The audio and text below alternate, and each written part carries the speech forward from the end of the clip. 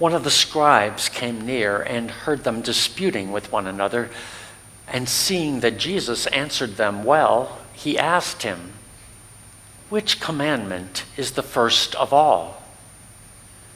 Jesus answered, "The first is, 'Hear, O Israel, the Lord our God, the Lord is one. You shall love the Lord your God with all your heart and with all your soul and with all your mind and with all your strength.' The second is this, 'You shall love your neighbor as yourself.' There is no other commandment greater than these." Then the scribe said to him, "You are right, teacher. You have truly said that he is one, and besides him there is no other, and to love him with all the heart and with all the understanding and with all the strength, and to love one's neighbor as oneself, this is much more important than all whole burnt offerings and sacrifices." When Jesus saw that he answered wisely, he said to him, "You are not far from the kingdom of God." After that, no one dared to ask him any question. There are 613 laws and commandments in the Jewish book of the law, the Torah. 248 positive commandments requiring the Jewish people to perform some act, like offering a sacrifice in the temple, and 365 negative commandments requiring the people to abstain from certain acts, like working on the Sabbath. But what strikes me about the two commandments that Jesus in today's gospel says are the greatest is that they aren't about either performing an outward act or abstaining from an outward act. Instead, they are about being inwardly grounded in love.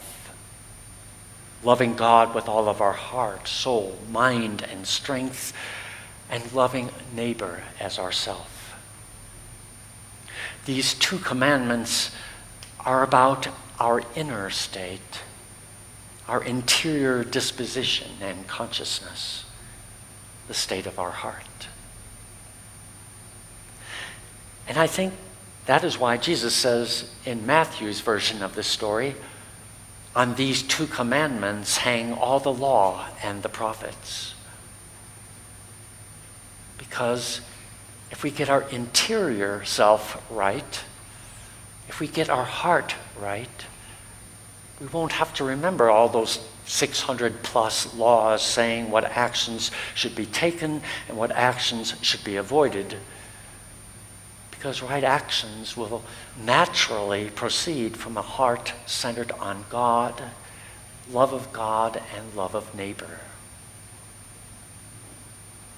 And is this not Jesus' main criticism of the Pharisees, Sadducees, and scribes? That while they may follow the outward letter of the law, inside their hearts are not centered on God, but on self and status and ego. In Matthew's gospel, Jesus says to the scribes and Pharisees, "You hypocrites, Isaiah prophesied rightly about you when he said, 'This people honors me with their lips, but their hearts are far from me. For you clean the outside of the cup and of the plate, but inside they are full of greed and self-indulgence.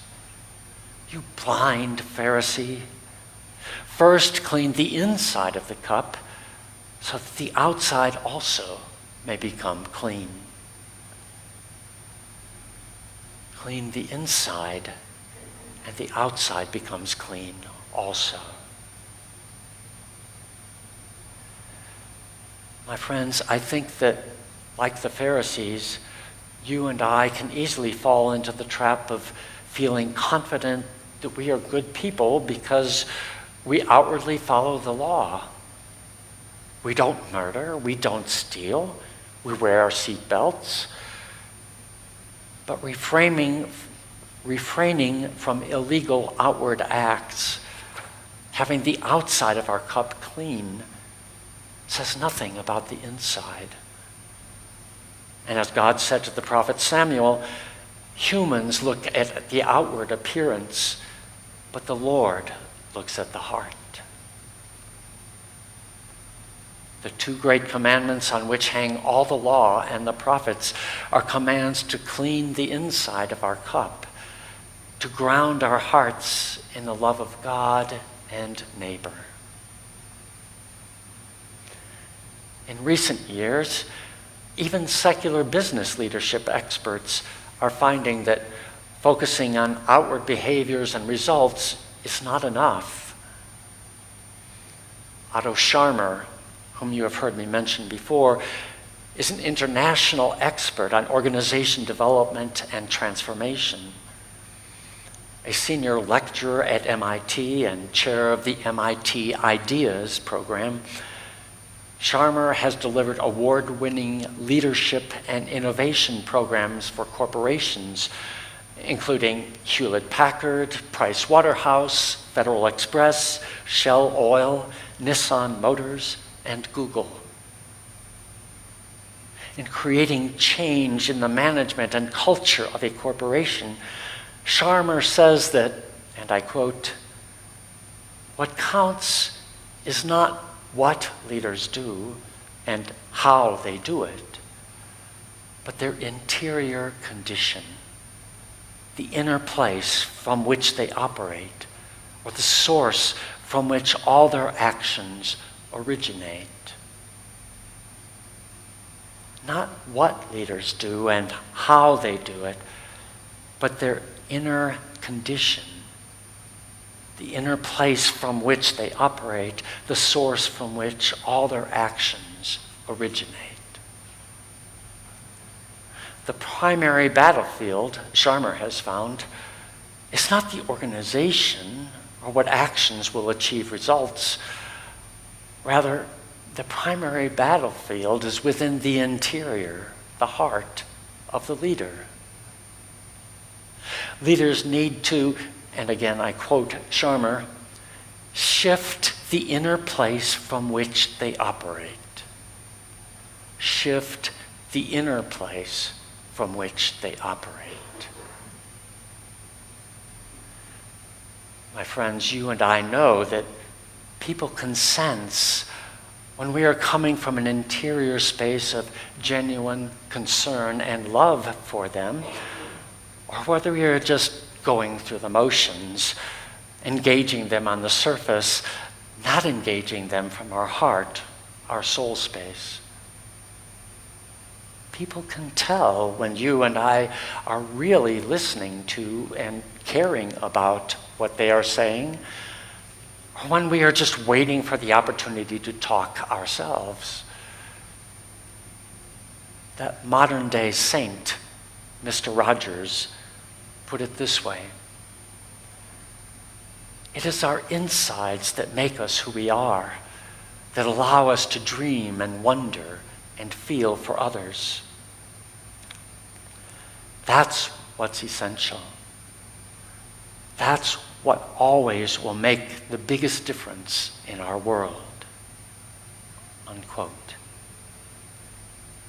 And that's why his children's television program, Mr. Rogers' Neighborhood, ran for 33 years.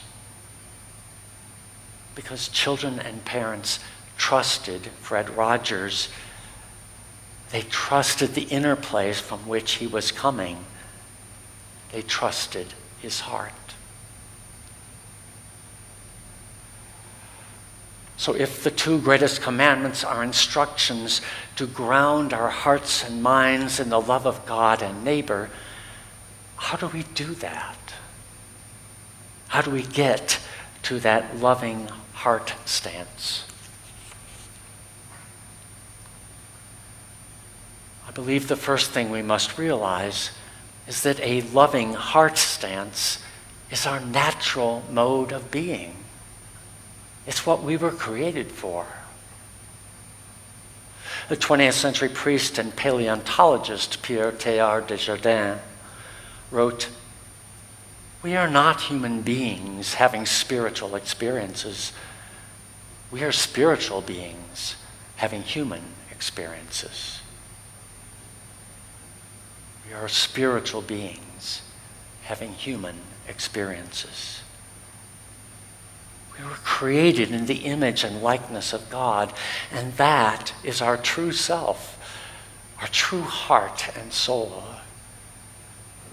When we are living from that heart space, that soul space, our true self, then our words and actions will flow out from that space in a wellspring of love for God and neighbor.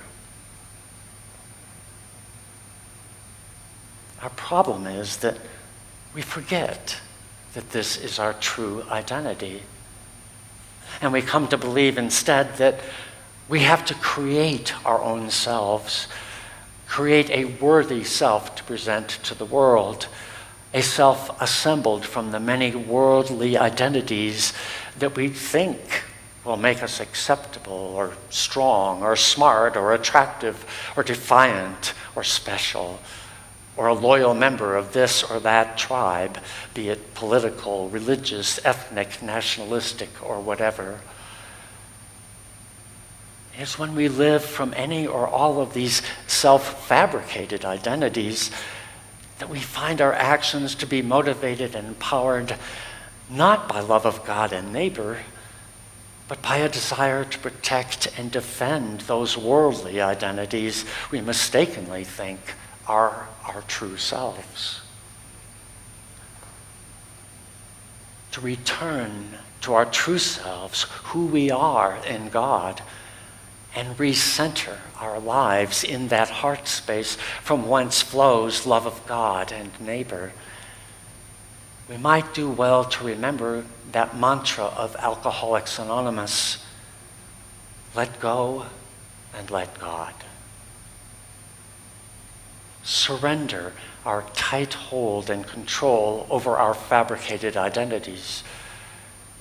Find the quiet center, as our hymn says, by allowing whatever is blocking us from our true selves to fall away.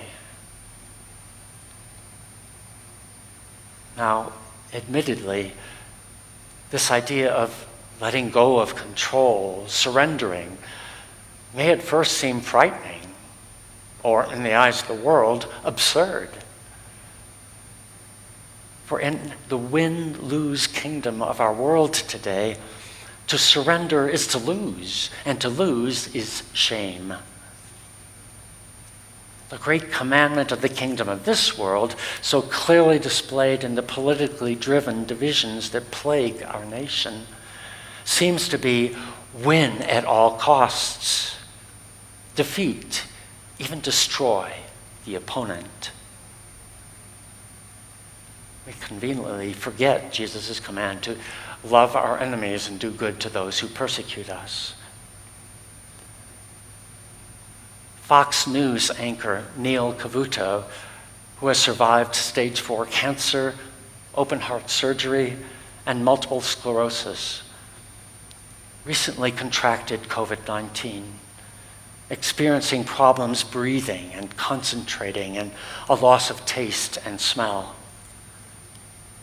In his broadcast, he credited the fact that he had been fully vaccinated with saving his life, and he encouraged his listeners to get vaccinated, not only for their own sake, but for the sake of others.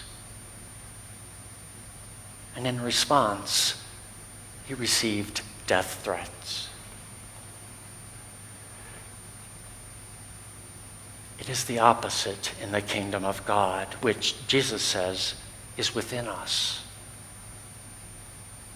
The operative rule in the kingdom of God is not that our ego self wins, it's that our ego self loses, as Jesus teaches over and over again, saying, for those who want to save their life must lose it, and those who lose their life for my sake and for the sake of the gospel will save it. Those who lose their fabricated life and surrender, let go of their ego self, will save their true life, their life in God. And one way that we can encourage and nurture the letting go of our ego selves is through self-emptying prayer. Not the kind of prayer that bombards God with our wants and desires and intercessions. Not that those prayers are bad, but the kind of prayer that makes space for God deep within. Silent prayer, waiting prayer, listening prayer, self-opening prayer. Be it centering prayer, a daily practice of gratitude, or some other form of regular self-emptying, the purpose is the opening of our heart space, wherein resides our true self. Christ himself is our example, for as St. Paul notes, though he was in the form of God, he did not count equality with God as something to be grasped, but emptied himself. Emptied himself. Whatever form of self-emptying you choose to practice, practice it daily. For the forces of this world are strong indeed, which shout out that we must win at all costs, with the all too often result that we lose what truly matters.